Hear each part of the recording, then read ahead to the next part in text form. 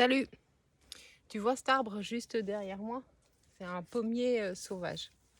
Quoi qu'il arrive, il fera toujours des pommes. Il ne pourra jamais faire des noisettes. Ça a l'air d'être essentiel comme ça, et juste la base. Et pourtant, ça illustre très bien ce dont je veux parler quand je veux parler du tropisme. Donc je vais te faire ma petite métaphore habituelle, et désolée si tu la connais déjà, parce que moi j'adore parler des bananiers. Les bananiers, c'est juste génial.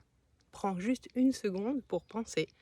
S'il n'y avait pas de bananier sur Terre, tu ne pourrais pas savoir qu'est-ce que c'est une banane et tu ne pourrais pas kiffer les bananes ou détester les bananes. Ça, c'est une question de goût. Donc le bananier, sa nature profonde, quand il s'épanouit, c'est d'offrir des bananes au monde. La même chose que tu vois, ce pommier-là, sa nature profonde, c'est de faire des pommes.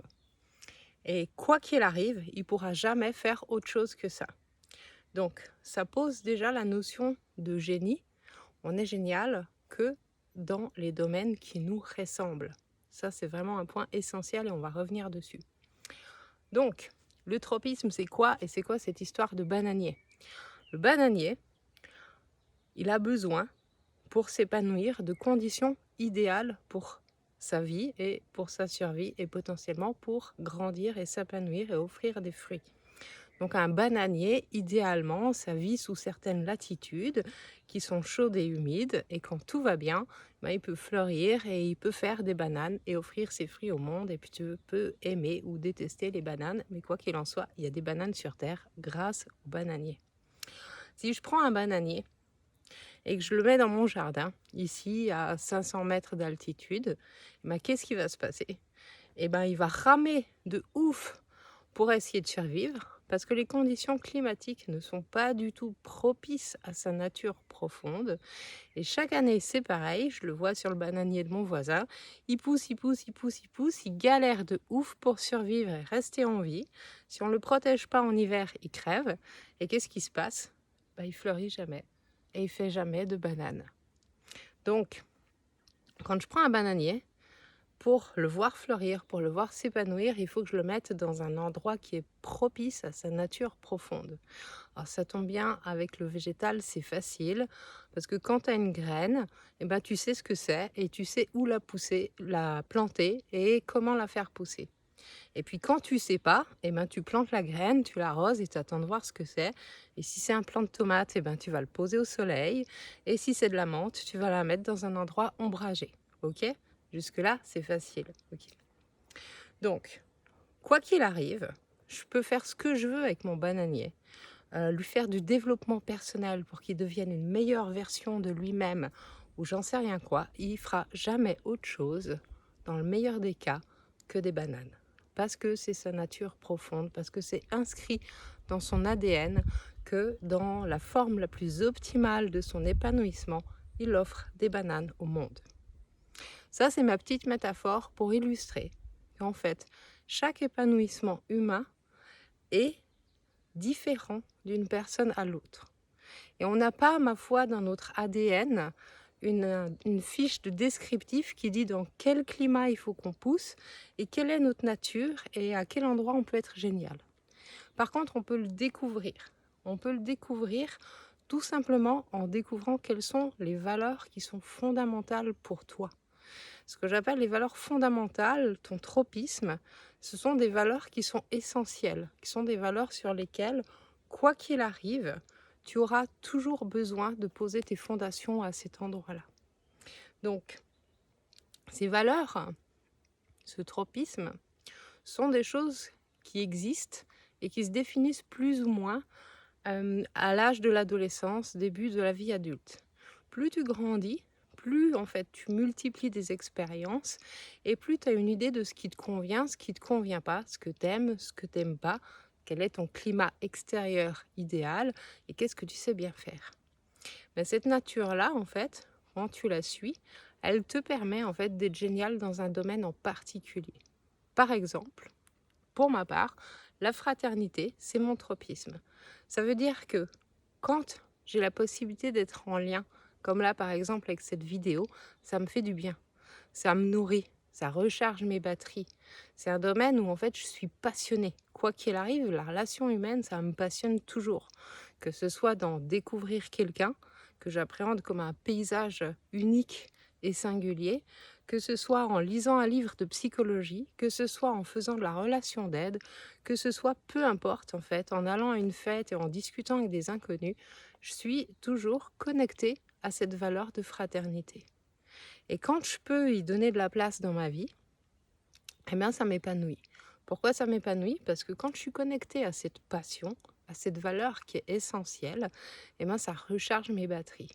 Ça recharge mes batteries, ça me booste. Comme je le fais avec envie, passion et plaisir, eh ben, tu sais bien comment ça fait. C'est le genre d'activité, tu t'y mets volontiers, tu n'as pas envie de t'arrêter, ça t'a pas coûté beaucoup d'énergie et tu as fourni un travail, un mouvement d'une qualité supérieure à quelqu'un qui n'a pas envie de le faire. Donc ça, c'est point essentiel. Tu seras jamais génial dans un domaine qui t'emmerde. Les gens qui changent le monde sont des gens qui sont passionnés.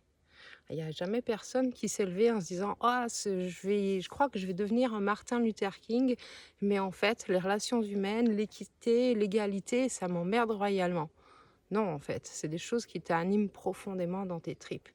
Donc toi aussi, tu as des valeurs qui sont essentielles à ton épanouissement.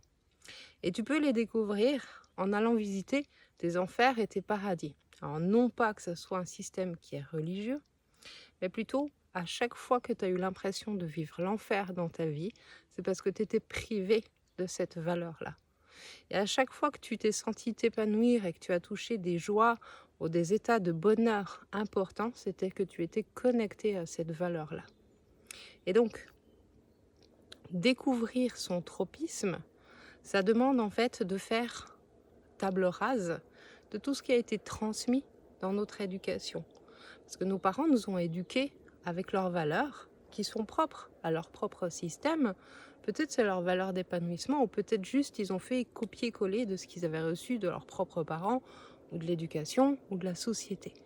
Donc, ce que je fais quand j'accompagne les gens dans cette découverte de leur tropisme, c'est qu'on va faire des exercices pour voir quelles sont les valeurs qui sont fondamentales pour toi. Moi, je ne peux pas savoir pour toi, mais je peux te faire des exercices pour que tu découvres et que tu affines précisément qu'est-ce que tu aimes, qu'est-ce que tu n'aimes pas, qu'est-ce qui fait sens pour toi.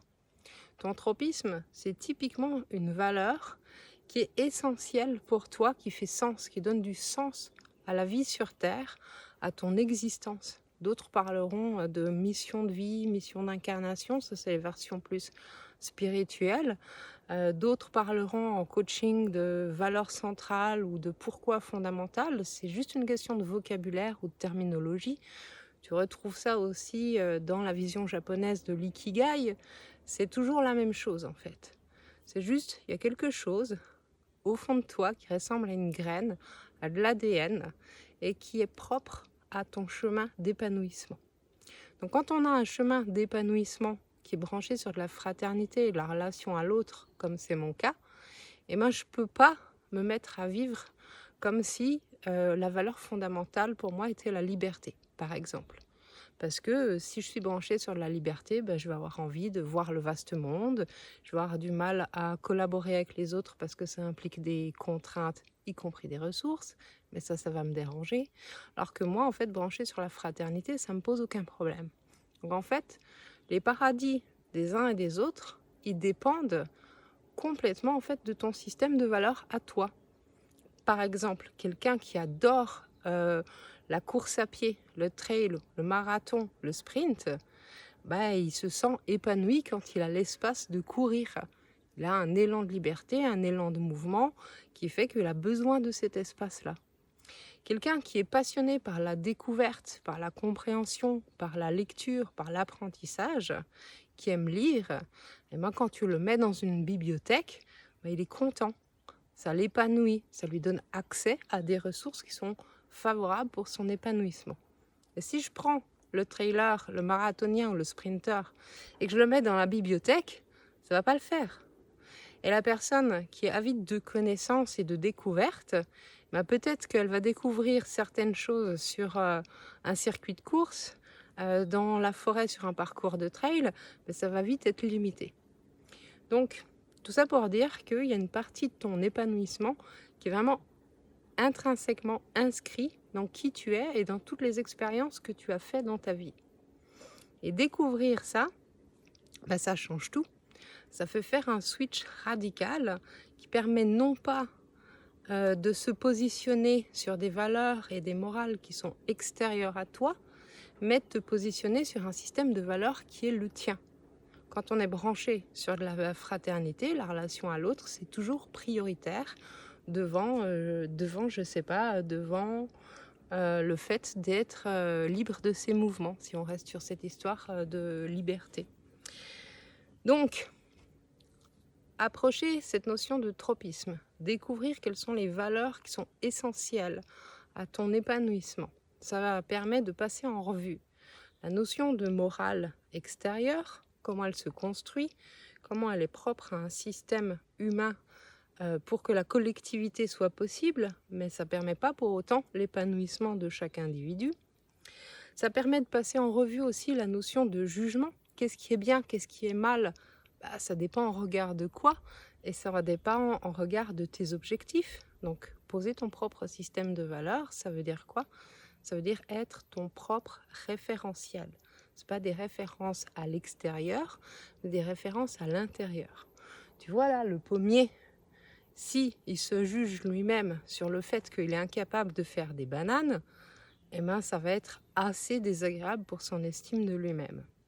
C'est la fameuse citation de Einstein qui dit « Si un poisson est évalué sur sa capacité à grimper aux arbres, il pensera toute sa vie qu'il est nul. » Alors qu'en fait, il est potentiellement carrément génial pour nager. Mais c'est pas la même. Donc, découvrir tes valeurs, découvrir ton tropisme, ça permet déjà de poser des objectifs d'épanouissement. Ça permet de définir à quoi il ressemble ton épanouissement.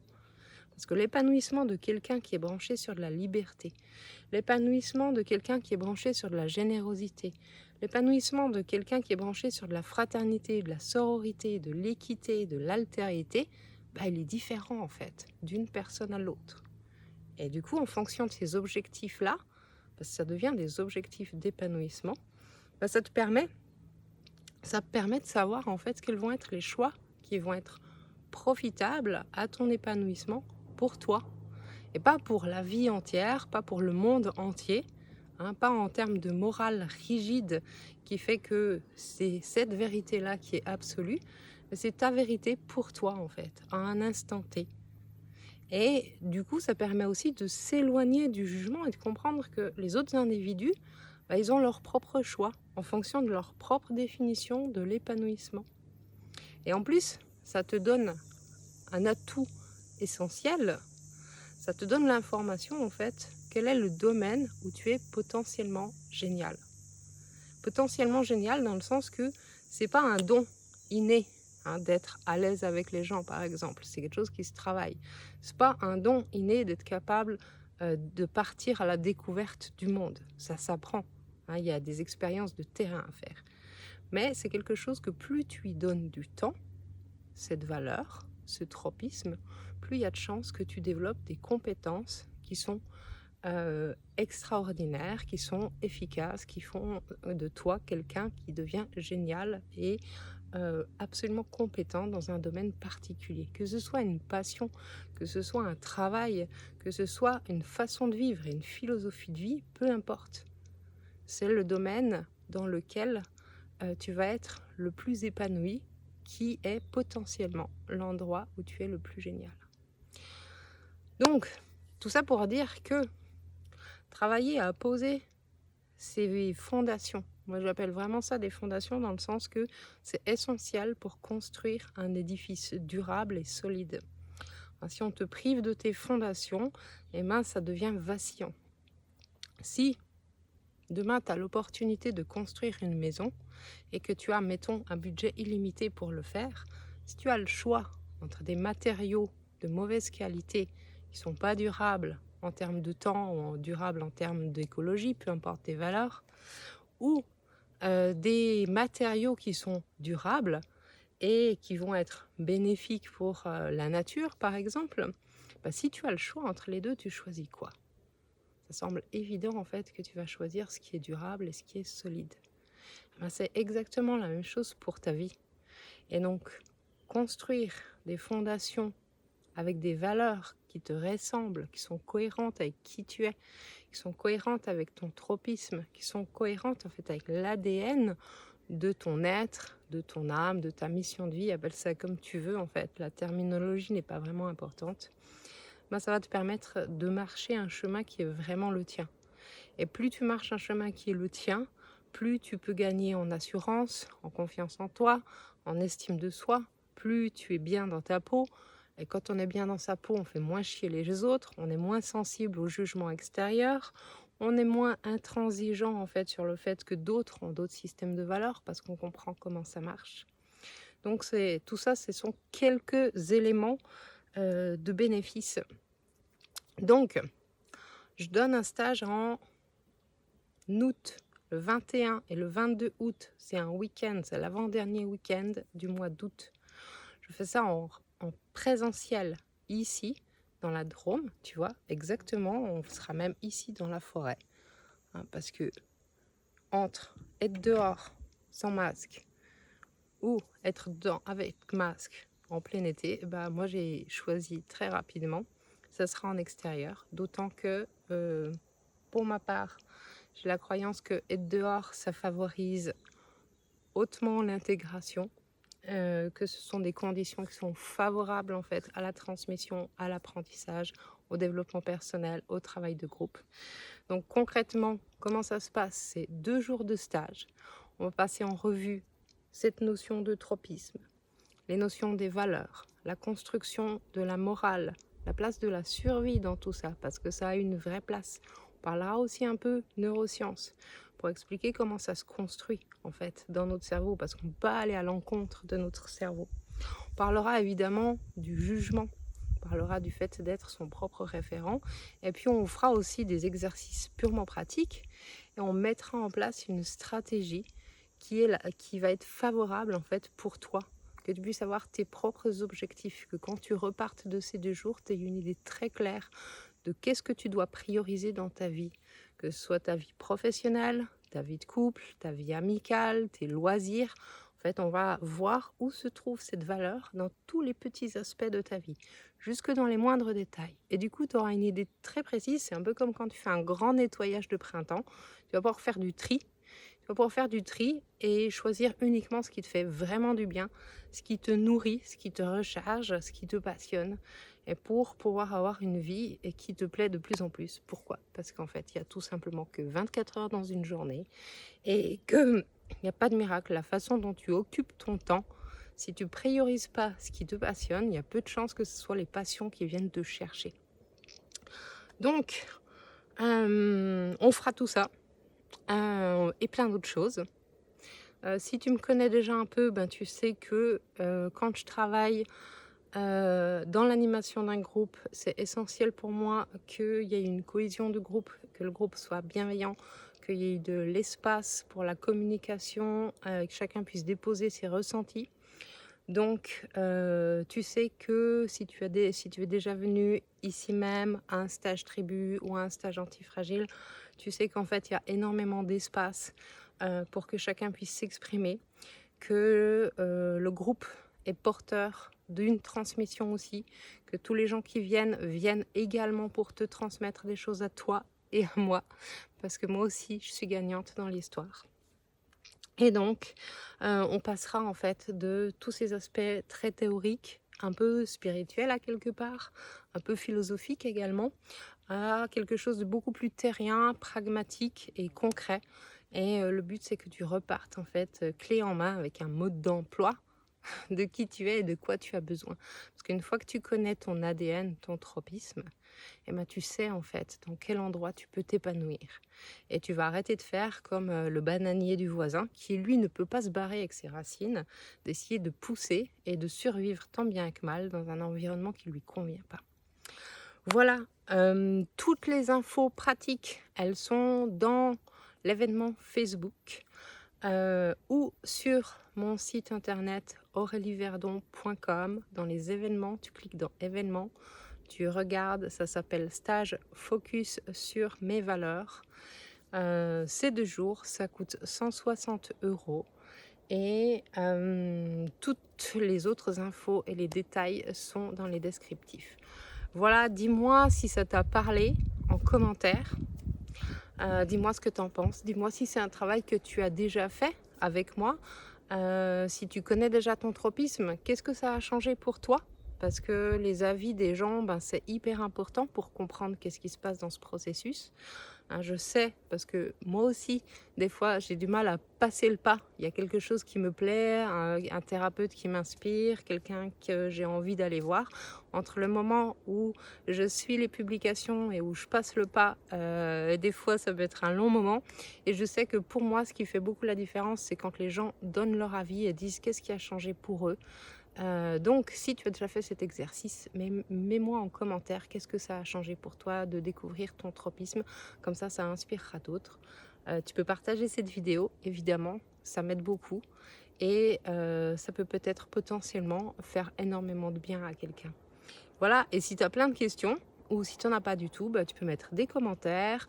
Si tu veux plus d'infos, tu peux me contacter en MP ou par mail. Bref, à tout bientôt. Salut!